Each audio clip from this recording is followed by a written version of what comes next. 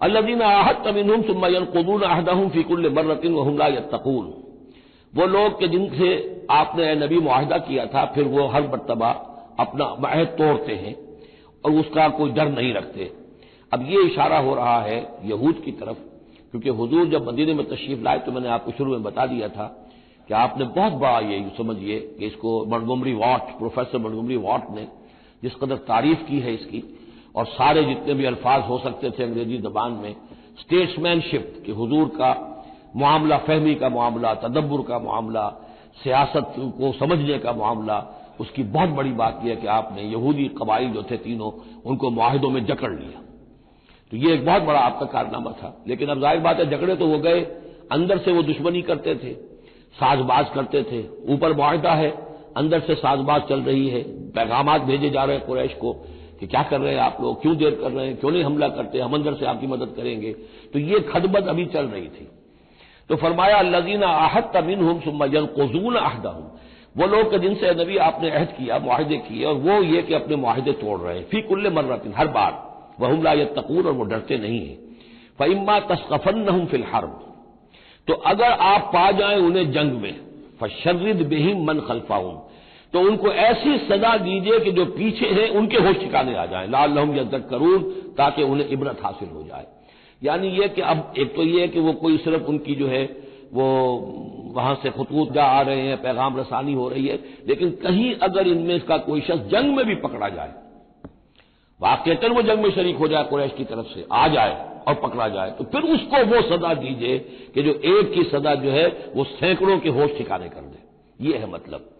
وَإِمَّا تَثْقَفَنَّهُمْ فِي الْحَرْبِ فَشَرِّدْ بِهِمْ، ایسی سزا ان کو دیجیے من خلفہم کہ جو ان سے پیچھے ہیں ان کے بھی ہوش ٹھکانے ہو جائیں، لعلہم یذکرون، شاید کہ پھر وہ نصیحت پکڑ لیں۔ وَإِمَّا تَخَافَنَّ مِنْ قَوْمٍ خِيَانَةً، اور اگر آپ کسی کو قومی سطح پر اندیشہ ہو جائے آپ کو کسی سے کہ وہ خیانت پر اتر آئی ہے، یعنی ایک ہے انڈیویجول ایکٹس، بنو قریظہ کا کوئی شخص ہے جو کام کر رہا ہے، بنو قریظہ کا سردار کہے گا صاحب مجھے کیا معلوم، یہ ایک شخص کا انڈیویجول معاملہ ہے، اس نے کوئی خط لکھ دیا ہوگا قریش کو یا کوئی سلسلہ جرمانی کیا ہوگا، لیکن یہ ہمارا اجتماعی معاملہ نہیں ہے، ہم معاہدے کے پابند ہیں۔ بنو قینقاع کا کوئی شخص اس نے کر دیا، تو اس کے لیے تو پہلا حکم آ گیا، وہ کہیں اگر مل جائے، جنگ میں مل جائے، کیونکہ ویسے تو اسے ہاتھ نہیں لگا سکتے، معاہدہ ہے ان کے ساتھ، تو معاہدہ ہے، اس کو کیا سزا دیں گے، لیکن یہ کہ جنگ میں کہیں آ جائے، اتنی جرأت کر جائے تو پھر اس کو وہ سزا دیجیے گا کہ جو پیچھے بیٹھے ہوئے ہیں، جو ڈورے ہلا رہے ہیں، تارے ہلا رہے ہیں، ان کو بھی ہوش ٹھکانے آ جائے۔ لیکن یہ کہ اگر آپ کو اندیشہ ہو جائے تو کوئی قبیلہ جو ہے وہ خلاف ورزی کرنے پر اتر آیا ہے، خیانت کرنے پر اتر آیا ہے، وَإِمَّا تَخَافَنَّ مِنْ قَوْمٍ خِيَانَةً، کسی کی طرف سے خیانت کا آپ کو اندیشہ ہی ہو جائے، فَانبِذْ إِلَيْهِمْ عَلَىٰ سَوَاءٍ، تو پھر پھینک دیجئے ان کی طرف کھلم کھلا، یعنی پھر معاہدے کو ایبروگیٹ کیجئے، کہہ دیجئے کہ آج سے ہمارا کوئی معاہدہ نہیں۔ یہ نہیں ہے کہ معاہدہ بھی قائم رہے اور آپ ان کے خلاف اقدام بھی کر دیں، یہ صحیح نہیں ہے، اس لیے کہ یہ مقام جو ہے اخلاقی اعتبار سے بھی غلط ہے، اور خاص طور پر آپ کا مقام، مقام نبوت، اس کے اعتبار سے کسی درجے میں بھی نہیں ہے کہ کسی قوم کے ساتھ معاہدہ بھی ہے، آپ کو اندیشہ ہے کہ وہ خیانت کر رہے ہیں تو آپ کھلم کھلا اعلان کر دیجئے کہ آج سے میرا اور تمہارا کوئی معاہدہ نہیں، پھر اقدام کیجیے۔ لیکن یہ کہ بغیر اس اعلان کے کوئی اقدام کرنا ان کے خلاف، یہ در حقیقت اللہ تعالیٰ جو اخلاق چاہتا ہے اہل ایمان کے، اس کے منافی ہے۔ وَإِمَّا تَخَافَنَّ مِنْ قَوْمٍ خِيَانَةً فَانبِذْ إِلَيْهِمْ عَلَىٰ سَوَاءٍ، اصل میں یہی وہ بات تھی جس کے حوالے سے مولانا مودودی مرحوم نے 1948 میں یہ جو جہاد کشمیر اس وقت ہو رہا تھا اس کے بارے میں رائے ظاہر کی تھی کہ ہندوستان کے ساتھ ہمارے سفارتی تعلقات ہیں، بھارت کے ساتھ ہمارا سارا معاملہ معاہدات کے اوپر چل رہا ہے،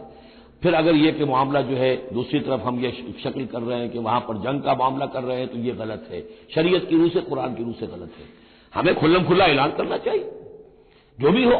اللہ تعالیٰ پر بھروسہ رکھنا چاہیے، کھل کر سامنے آنا چاہیے۔ یہ یا کہ میز کے اوپر تو معاہدہ ہے، ہاتھ مل رہے ہیں اور میز کے نیچے سے ٹانگیں گھسیٹی جا رہی ہیں، یہ دنیا داروں کا دھندا تو ٹھیک ہے، لیکن اسلام کی روح سے ایک اسلام کے نام پر بننے والی مملکت کی حکومت کا یہ طرز عمل درست نہیں ہے۔ یہ تھا وہ معاملہ جو سن 48 میں مولانا مودودی نے یہ رائے ظاہر کی تھی، اور اس پر پھر کافی ان کے خلاف جو ہے عوامی جذبات جو ہیں وہ بہت بلند ہو گئے تھے، مشتعل ہو گئے تھے۔